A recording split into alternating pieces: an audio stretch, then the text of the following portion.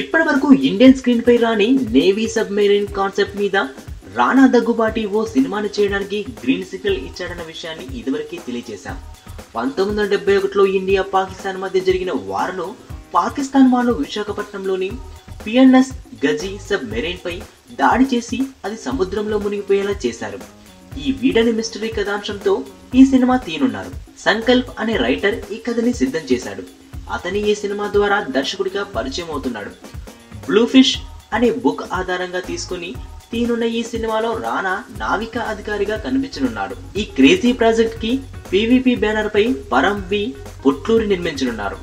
తాజా సమాచారం ప్రకారం పీవీపీ వారు ఈ సినిమా కోసం ఓ క్రేజీ కాంబినేషన్ ని సెట్ చేసే పనిలో ఉన్నారు. ఈ సినిమాలో రానాకి జోడీగా సౌత్ ఇండియన్ క్రేజీ హీరోయిన్ సమంతని ఫైనలైజ్ చేసే పనిలో ఉన్నారు. ప్రస్తుతం సంకల్ప్ సమంతతో చర్చలు జరుపుతున్నారు. త్వరలోనే ఈ విషయంపై క్లారిటీ రానుంది. ఇదిలా ఉంటే పీవీపీ బ్యానర్ లో తమిళంలో తెరకెక్కిన మనగాలోరే డేస్ రీమేక్ లో ఓ పార్ట్ లో రానా సమంత జోడీగా కనిపించనున్నారు.